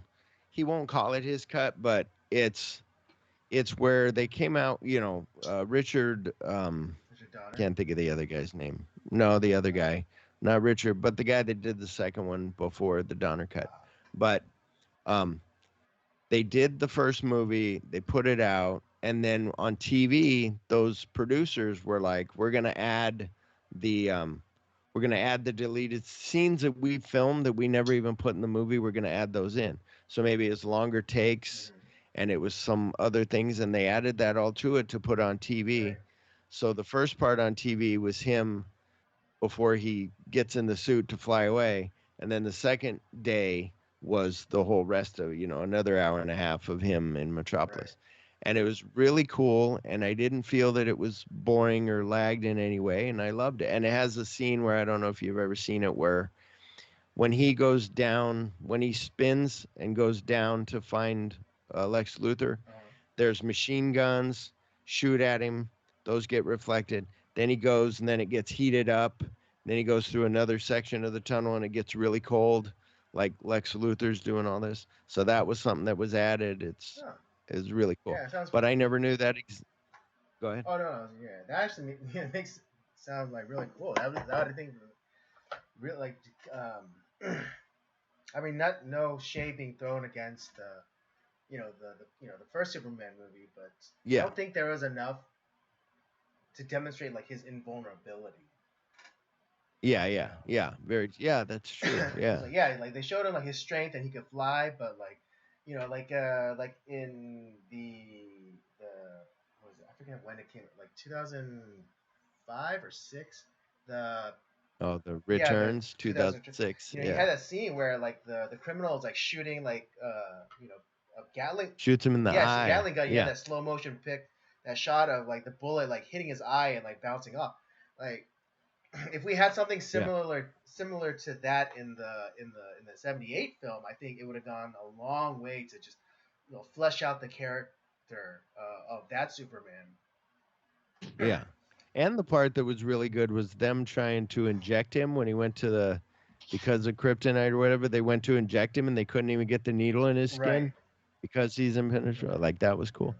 But yeah, it was like a 3 hour version and that was something. And then same thing like you're talking about discoveries, like there was rumor that there was a Blade Runner, extra super duper cut. And then somebody found it in some old mansion somewhere, digging it out, and was like, "Oh, look what we found! This old director's cut of Blade Runner."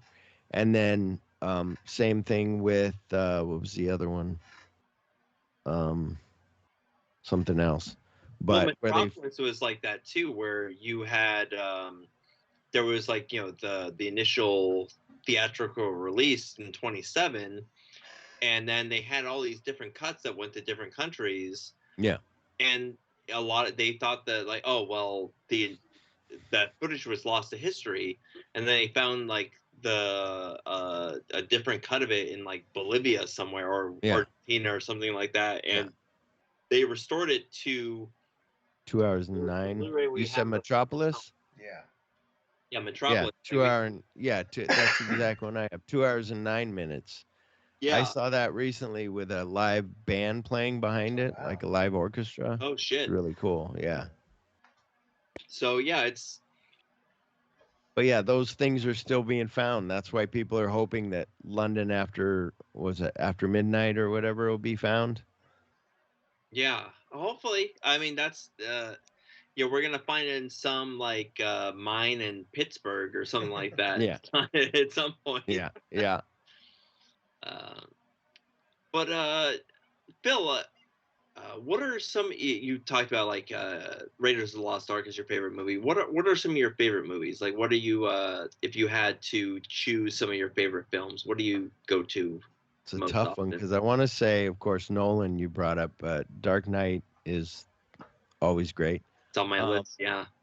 um, and like you just had Metropolis. I saw Sunrise back in the day and it was really good. Something else that I did want to talk about a little bit, and then I'll get back to that, was so I had this guy that when I was working at Suncoast Motion Picture Company, it was like a Sam Goody company, Yeah. Mm-hmm. and this guy who would come there and we became friends, and he was like, hey, after work we would go to his house and we'd have drinks and he'd make food and we'd eat and he'd show us old movies. And at the time, I was more into like newer movies. And then he was like, let's watch the original Titanic. And this is before 97. Mm. And so we watched Titanic, and I'm like, oh, that was good. And then he's like, let me show you A Place in the Sun. And we watch Oh that one. fuck And yeah, that movie's awesome. we're like, holy shit, that was amazing. And so he showed us all these old films that was inspiring. I tried to reach out to him recently of like, hey man, you inspired me back in the day. Like now I'm into all these old movies. But some of I like the Big Sleep, of course, the original. Even though it makes no sense. But people say it was just written. But one of my favorite noirs is The Big Heat, which is really good. The one Um, with Cagney? no, The Big Heat. No, that's White Heat. Oh yeah. Big Okay. Heat with Lee Marvin's in it, Oh and hell Glenn yeah. Ford and Gloria Graham, and it's amazing. She gets like hot coffee thrown on her. Um, Oh shit. but but Quality yeah, bitch. I don't know. I have to look. Like Rear Window, of course, is great. Um, some other like things that I grew up with. There's different things. There's things you grew up with, Smoking the Bandit. There's also things that I put in, like you said, Casablanca, perfect movie. Back to the Future, perfect movie. 5-star movie. Terminator, the original, perfect movie. Like I love he's hot wiring the car, giving exposition. You don't care because you're in fear that they're going to be discovered by the Terminator. But he's telling her like, in years from now, you're going to have a kid, and he's hot wiring the car while he's doing it. It's amazing. Um, that's a 5-star. Like we said, Dark Knight, 5-star. Like just, but like recently I bought a Japanese poster for The Thing. Once Upon a Time in the West, I love. Which my wife was like, no wonder this movie's 3 hours. Just water dripping on fucking, uh, what's his name's Dude, hat? there's Woody so much Strode's hat. tension in that scene. Yeah, It's yeah, like, what the fuck? We know something's gonna happen. What is it? Like, yeah, it's like, oh yeah. shit. Like, Well, and I love when Bronson shows up and he's like, he looks at the horse. Um, I can never think of the guy's name. Eli, not Eli Eli Wally. Wallach? Wallace. No, the guy with the weird eye. He was in Cannonball Run. Um, Oh fuck. shit. Anyway, I want to say Eli. I'm wrong. Anyway, when he says, we seem to be shy one horse. And Charles Bronson says, no, you brought two too many. And he drops his bag and fucking shoots all of them. And then, like, Yeah. and then buttons his, like, I never saw that before, buttoning your coat, making a brace for your arm to, like, a sling. Really cool. But yeah, it's hard for me to say, like, my favorites. I would say, you see, that's what's funny. E.T. means a lot to me, but I wouldn't put E.T. up there, but it hits me every time at the exact same level that it hit me when I was And young. I think everyone puts their list a little bit differently. Like I know Andy, his list was like because we did a top 5 list on a episode like quite a while, probably what 3-4 years ago Yeah, now. something like that. Yeah, and Andy did like just films that he just loves. Like maybe they're not the greatest films of all time, but like they're Right. films that he loves. I know his Yeah. favorite film is Captain America: Winter Soldier. Yeah. He put that on top of his list, which is a great Yeah. fucking film. It's great. Yeah. And when the superhero films are that genre is over or like it's lost its luster as it's doing right now, Yeah. that when we come back 20 years from now, that's gonna be the one that stands out Yeah. in that genre. I chose what I thought are the greatest films of all time. That I consider to be the greatest films of all time. So that's Casablanca, that's Memento, Eyes Wide Shut, Raiders of the Lost Ark, Psycho. Those are my top 5. Eyes Wide Shut. Out of all Kubrick's, Eyes Wide I think Shut. that's his best film. It is interesting. I need to revisit it. I've only seen it twice, maybe once when it came out on video in '99. But what's interesting with that is just like Tarantino, when Once Upon a Time in Hollywood came out, everybody was like, oh, it's not a Tarantino movie, except for the end. There was, all this Violence, blood and yeah. violence. But when you really look at it, you're like, he's evolving as a filmmaker as he goes. And if this is his bet, like this 10th one is going to be, off the charts, because, it's him. And that could be with Kubrick being like, you look at 2001 and you go, this is an art piece. This is beautiful. You look at It's great. Shining and you Love go, it. this is beautiful. But you look at Eyes Wide Shut and there's more to it and there's layers. And that's what I was going to say earlier, where some people just go, I saw the movie as a, but when you dive into it, you're like, no, but did you notice that this is what it was meant and this was saying something? It's like the new Godzilla movie where you're like, they're saying something about the war. They're saying something about, this whole thing. It's really good. But yeah, and then that's the other thing where you got your favorites that you grew up with. Cannonball Run, I love that music. When it starts, I'm back there, 1980. I'm watching that as a kid. But it's, but I don't know. Every movie, new movies, like I said, the new Godzilla, I gave it 5 stars. The this Oppenheimer came out, like that was great. Like I'm waiting on that Blu-ray to show up.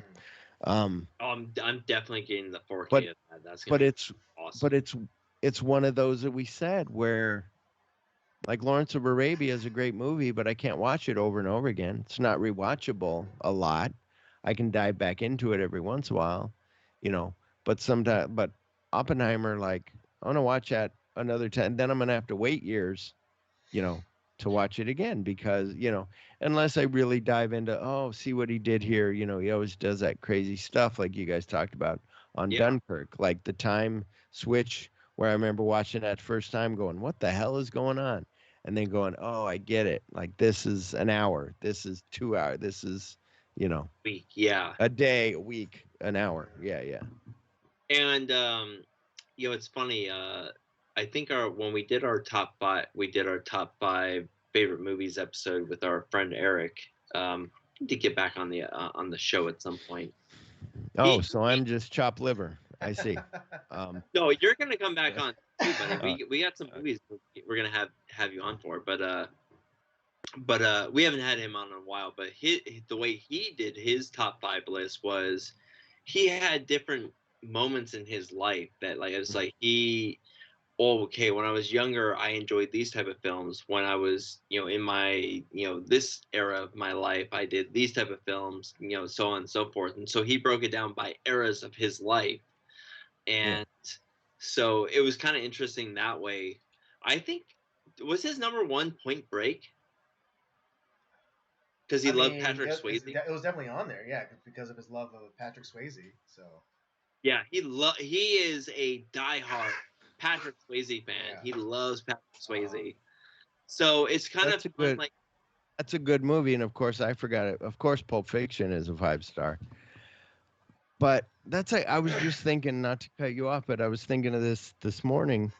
Was like Roadhouse. Oh, I love is Roadhouse. A fucking good movie. It's a freaking good movie. That's an awesome movie. Like, I could put that on my list of like, the other day, I didn't used to like it, but now I'm starting to like it more because the wife loves it. Con Air. The other day, she's like, let's watch Con Air. And yeah, put the bunny back in the box. The bunny back in the box. Yeah. But yeah, I'm sorry, go ahead. No, what I'm saying is like, even outside. Yeah, I don't know, because there's a lot of films that I really love, but I'm not sure that I would put them on, like, for me, when I'm putting stuff on my list, like, is this, like, it's one of those things, it's not the greatest movie on the list, but do I enjoy it and do I watch it a lot? Yes. Right. So, like, Die Hard with a Vengeance. I've seen that movie 100 times, and I love it every time, but it's not on my list, because I don't think it's, like, the greatest film ever made. Yeah. Again, that scene in the fucking elevator talking about the lottery because he sees that guy's got his friend's badge. Fucking superb. And then him putting his hand up, like, Yeah, Galaxina is another film that I really love. It's not like the best film of all time. I know Andy doesn't like it that much. Yeah. We did an episode. No, we did a double feature with my dad, Galaxina and 2001: A Space Odyssey. Mm-hmm. Because Galaxina is a film that my dad introduced me to, and I just, as a young kid, I was like, "This is great. This is fun. I really liked it." And it's still, and now that as I've gotten older, I get the references. It's more like it's got better as I got older, and so I like it. Yeah. So, but yeah, I just, there's films that I watch constantly that I think are really great, but I don't think that they're the greatest films of all time, so I don't put those on my list. But there's other people who's like, I don't care what the classics are. I just want to put the films that I really like on the list. Yeah, and then there's people who, I was wondering if this was you, Rob, because sometimes when I meet people on my show, I'm like, are these people who are snobs who are thinking like, let me give you my 5 favorites: 2001: A Space Odyssey, Lawrence of Arabia, Citizen Kane, Metropolis, and M. And you're like, okay, like, do you like anything else, or are you snobbery when I say I like Roadhouse? Right. Yeah. And you're Someone's like, no. AFI Top 100. Yeah, but exactly. Exactly. But like I said, where you can look at that AFI list and go, I don't think Mutiny on the Bounty should be on there. It's a good movie, but I don't think it should be the top 100 or 10 or whatever. No. I finally, a couple years ago, I finished that. I had 5 movies that I hadn't watched out of that. And I was like, Wuthering Heights is good, but it's not worth being on this list. Ben-Hur was okay. chariot scene is the best part. Like, I don't need this, you know. I'm a Charlton Heston fan just because he also shares our birthday. Yes. Andy's Ah, right. birthday. There you go. We rep love CH, Charlton yo. Heston on this show. Get away from me, you damn dirty ape. Yeah, exactly. We did a Charlton Oh, Heston. Touch of Evil. There's another fucking great, solid movie. Fuck I don't yeah, care if. dude. And Touch his of thing Evil was, is his thing was, underrated. It's so good. his thing was, I don't want to be Mexican. No, you're just, it'll be fine. We'll do, you know, where people go, oh, he's playing a Mexican. I don't care. You know? If that was a movie that was in color, it would look fucking terrible. Yeah. But like because it's black and white, you can. It's like it's not great, but like you can kind of get It's over. passable. It's passable. It's Yeah. passable. Yeah. But it's funny with that film where they could not keep a director for that film to save their life, and when Charlton Heston got to the point, it's like, well, we have Orson Welles. He did Citizen Kane. I think he can do a good job. It's like one of those things. Like, I think he's gonna be just fine. Let's use him. You know? Yeah. It's like because Orson Welles at that point was after Citizen Kane. There was it's really interesting with him. You talked about this on like an episode of like one of your not your current podcast, but like one of your other ones that you had done. Yeah. Where people hated Orson Welles because he was given kind of carte blanche to edit and direct this film, and he was not really part of the enclave of Hollywood at that point. So who the fuck is this guy who's gonna get all this carte blanche to direct and kind of like run this film, and he has no credits. Yeah. And as time went on, like he did like Magnificent Ambersons, and he did not finish Magnificent Ambersons because he was.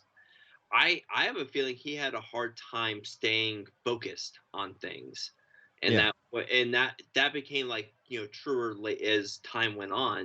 I mean, hell, we didn't get like what was it, Into the Wind or whatever the fuck that movie was that we did until like 5 years ago. That was done in the 70s because he couldn't finish he couldn't finish editing the film himself. Yeah. Well, and also where it's like John Cassavetes knew to do one for them and one for me. Like, I'll make money doing Dirty Dozen, and then I'll take that money and I'll go make, Husbands and, whatever the, know. But Orson Welles, and he did the same thing. Like, but he would start a film and then run out of money, go do a film in some other godforsaken place on earth, and then come back and like try to do the film. It's like, we can't wait that long. These actors that he would have, it's like, we can't wait that long. Like, you gotta you gotta figure something out, and it would piss everyone off. And the one time that he kind of stuck the landing was Citizen Kane. That was his double-edged sword. It was like the best and worst thing that ever happened to him. Yeah.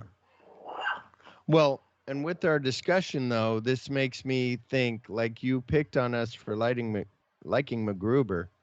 I may not like the movie that much, but can't you seem like you're still anti-MacGruber, but you like Galaxina. I haven't seen Galaxina, but couldn't you see that you could have an argument for Galaxina for us of why it's good? And we could see that. Don't you think that there'd be an argument of somebody from the MacGruber camp where you seem really hatred on MacGruber? I'm just upset. Do I hate the film? Yes. But if somebody came to me and is like, I really like this film. Here's why I like it. Right. I'm more than willing to listen to them and like ignore them. Maybe you saw something that I didn't see. Let me see if I change my mind about it. Right. Because I'm more than willing to accept that I maybe have missed something. Right. Well, and like I've said, my main thing, I think, is that sometimes you dismiss a film and then somebody talks to you and then you rewatch it and you're like, oh, that's actually good. Like, I watched it a little different now. I'm in a different mood. Kind of like you said, that friend Eric of yours was like, oh, I'm in a different mood. I'm in a different lifestyle now where I can get what they were saying with this movie, You should ask Rob about Ladies Man. You love Ladies Man? No, I don't. It's better than MacGruber. A lot of those ones that he had you watch, I will agree that It's Pat. That one, like Ladies Man, was the sketch wasn't even that funny, but then they made a movie out of it, and I'm like, okay, but yeah, it's the thing of everybody has their favorite movie, and some people's lists aren't those top five that I said of like quality. Some people's top five are I love Happy Gilmore, I love Roadhouse, I love Point Break, and I love whatever else. The Meg. Oh. Hey, you know what? And I'm okay with that. That's Yeah. if those are the films that like get you amped up and like you get excited about film. That's what got you into it. That's great. I think that's amazing. I know Yeah. some people like I remember growing up, like when I was a teenager, I had a friend who was like, "Man, League of Extraordinary Gentlemen, best film ever made." It was like, Oh yeah, I "Are you heard you say fucking that. crazy?" Yeah.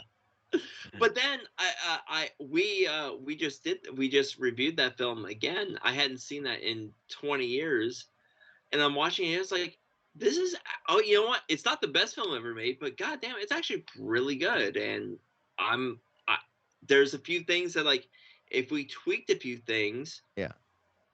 this could have been a masterpiece. And we ended up doing a You recasted it. we did recast it. Yeah, it was fun. The thing that I was thinking about with that was it was a good movie when you first saw it back then, and I bought it on DVD, and I was like, "This is great. I hope they make a sequel." And then all of a sudden, everybody's panning on it, and you're like, "Oh, it's not that good," but it was one of those where you're like, "This is fun," and it was good, and it was cool, and I like the Irish guy, like playing the monster. He was cool. Yeah. But yeah, so you could see that. But yeah, sometimes it's like here's an example of the way the world is now. I was training a guy one day years ago before Endgame came out and stuff, and Infinity War was getting ready to come out, and I'm like, so what's your favorite movie of all time? And he goes, well, I grew up during this whole Marvel thing. He goes, so I've been watching those for 12 years, and I'm 20. And he goes, and so I love the Avengers. And I'm like, have you seen Fight Club? And he's like, no. And I show him a trailer for Fight Club, and he goes, that looks really good. And I go, I'm tempted to pull you over, give you my phone, and drive off and let you watch that while I finish the patrol. And then I was like, have you seen the trailer for Heat? Have you seen Heat? He said, no. I show him Heat. He's like, that looks really fucking good. I go, it is really fucking good. Like, go watch it. But he grew up watching these Marvel movies, and that's all he knew. Just, but then also he's probably not a movie guy like we are. And the other thing with movie guys, there's guys who are like, I like what I like. I'm not going to experiment with anything. And then there's the guys like you and me, and hopefully Andy, who are like, okay, I like this. I'm going to dive into the Dewey Cox story. Or, if you're doing the SNL, then you might go, oh, let's try this. This is kind of funny. Dewey Cox or Adam Sandler, leaves you on that way. And then maybe Adam Sandler leaves you to Steve Buscemi, leaves you to the Reservoir Dogs, leads you to, whatever. So, Trey's Lounge. But yeah, so I don't know what I was getting at. You look at me blankly, but No. We're listening very, No. attentively. Oh, okay. Yeah. So, and that was my thing about. I know some friends of mine. It was a guy who did a podcast. He said that he really liked The Predator, that newer version of Predator. The new one, yeah. He was like, with Olivia Munn, he was like, I really like it. The other guy wrote him and was like, are you fucking serious? Why do you like that movie? It was horrible. Nowhere near the original. And he explained why he liked it. The other guy explained why he hated it. And they bonded, and we're still friends over it. And it's that thing of, I don't have to love Casablanca like you do. I can respect it, or Eyes Wide Horrible Shut. But no. Shots fired. But yeah. But like we said, everybody has a favorite film, or everybody has their, top five, or, whatever. And I think that's the thing where you can see good in even a shitty movie. You can be like, I like what they were going for. Like we said, Takes a Village. I like what they were going for there. It's too bad that the execution didn't work. Like another movie, talk about me being a sap. Night and Day, Tom Cruise. Mm. There's a part where he tells her about, I'm here and you're here. You know, I'm up here, you're here. And there's a part later, he's in the car and She it's does the toward same the thing. end. And yeah, and she goes, I'm here, you're here. And it busts me. Like, I'm like, "Whoa," like I got all sad at It's the a time. I get great choked fucking up. movie. I like And that movie a lot. and I'm like, oh my God, like, you know, who knew? But when you watch the making of these things on these special editions that me and Rob watch, you go, oh, I see what they really put a lot into it. And they were real happy about making this. And they were hoping, you know, if it's not just the PR thing, they were hoping that this movie would do good. And it didn't. Same thing with League of Extraordinary Gentlemen. They're like, we got an all-star cast. We can go forward with this franchise. It'll be good. There's a bunch of comics. Let's do it. And then it didn't do good. And they were like, oh. And, you know, and then Connery's like, that's my last movie. I'm done. Right. So, Yeah, because it's because he had Connery had with League of Extraordinary Gentlemen had turned down like 2 or 3 like great films that would have been awesome with him, and they ended up doing really well. It's like, fuck. I mean, one Okay, of them next film being that a part in the Lord of the Rings trilogy. oh, yeah, that's right. Yeah. fuck. It's like, Yeah. oh my, it's So like, weird. It's so Yeah. perfect for him. It's like, why did you turn it down, buddy? Well, it's some of those things, though, that are perfect for who that you couldn't see anybody else. Like, we talked about Superman, but with Superman, before they found Christopher Reeve, they were talking to their dentist because their dentist had a square jaw, and they were like, he looks like Superman, but he couldn't act for shit.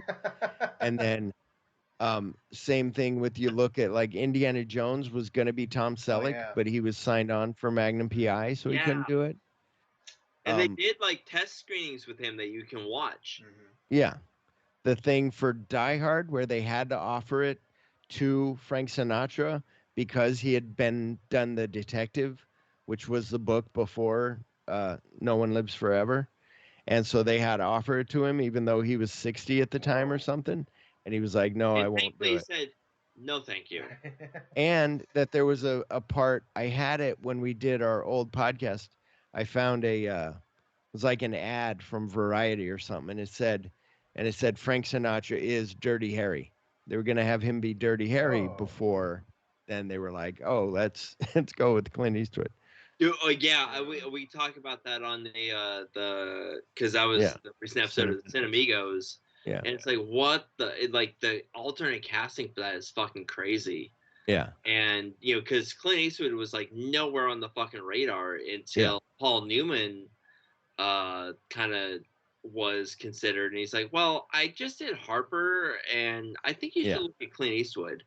Yeah. And it's like, and that's, you know, cinema history is made there. It's like, thank fucking God, because Harper is really good, and then that sequel is pretty good. Like he did 2 of those movies. Yeah. Paul Newman. But yeah, it's those things where sometimes you go, would it have been better with the other guy? Or, you know, it's just like Pierce Brosnan gonna do it way before, you know, do Bond. He was supposed to be in it, like, from Elton would be James Bond, but because but he was doing of Remington Steele. Yeah. But yeah, it's just it's interesting with whatever got us onto that about those movies. So you can see the good, but then there are, like, I watch these horrible movies, you know, that Quentin Tarantino grew up on. They're not all horrible, but some of them are like Succubus. I was like, are they trying to say something here, or are we thinking that, like, I thought it was over my head. I said, am I missing something? And then you realize, oh no, I think they were just putting weird shit in here just to do weird shit, you know. I found that to be an interesting film. But I actually it was interesting. Yeah, it was interesting. But your cousin, Chip, did not like that film at all. Yeah. That's where you could see where everybody, before my cousin left the show, everybody's like, I don't think he's into it. I'm like, no, he's into it. You don't see his face. He's really into it. Yeah. And then when he goes, no, I'm not into it. I think so. And that was only the 3rd movie in. But yeah. But yeah, I found this to be, initially I didn't want to have like a movie that a specific movie that we talked about, just because I know your love for film, Phil, and Yeah. I thought like just kind of the interest you have in film and like how film has shaped you, and obviously you're doing your podcast because of your love for Tarantino. That's kind of the stuff I wanted to talk about today. And I'm sorry, and I went nowhere with it. no, I No. think you did. It's been, No. to be honest, this has been a very fun discussion. We're gonna have you back. All right. I think it's been a very fun time with you, and I had a great time on your show. I'm Yeah, hoping to I be did back too. here pretty soon. Yeah. And Yeah. yeah, it's thank you for coming on our show. Like, I hope you enjoyed coming on. I did. I always enjoyed talking movies, and I got to meet Andy, and it's the thing also where it was not like I know somebody else who did a Tarantino podcast who was all Tarantino about his films, and when I found that list, I was like, oh, this gives me another direction into film, to then spiderweb out from there to be like, oh my god, like all this other stuff, and and the same thing with the love of movies where, like I've said, where we could go for hours and days of just talking. Andy'd have to go to bed, but we could keep going. Um, um, but yeah, it's yeah, I have a fun talking to you. I had fun meeting you, both of you, and especially you, Rob, when you were on. Where I was like, right away, I told Rob, "You want to start another podcast? Let's start one, and I'll do it, and I'll edit it." And then I'm like, "Why am I taking this chunk out of my life? Wait a minute, slow down. Don't promise all this." So, yeah. Well, I'm still down for that if you want to do it. All right, then you talk me into it. Okay, let's do it. Yeah. Yeah, you had some good ideas. I think we got some good ideas that we could do something kind of fun with that. But Yeah. well, since you're our guest and you do another podcast, where can people reach you, Mr. Philip Duke? Oh, Philip Duke. Oh, I'm like, that's what people more got me. It wasn't the John Wayne thing. It was Philip Duke the second, and so they were like, "Oh, Philip Duke the second, royalty." Ugh. Oh, I was like, no, I was like, you're the I was Duke. like, no. You know, Yeah, yeah, yeah, I think yeah, I automatically think of yeah, John Wayne. So yeah. Or almost the dude Duke. El Duderino, El Dukerino. If you're not into the whole brevity thing, um, the you can find me at Making Tarantino the podcast, wherever you get your podcast, and on Facebook and Twitter and Instagram. And I usually post things there. And we have a thing on my show of like listener opinion. So I'm like, Andy, what do you think about Audition? And you're like, it's horrible. And I'm like, thank you. And then I read it on the show. Or you're like, it's a great movie. And then what we do that I do like on the show, I have this randomizer I built on Excel. So at the end of a show, usually, unless the people are like, I want to do Taxi Driver, Carrie, or whatever, I can hit when I open it up, it's always a new movie that pops up out of that list.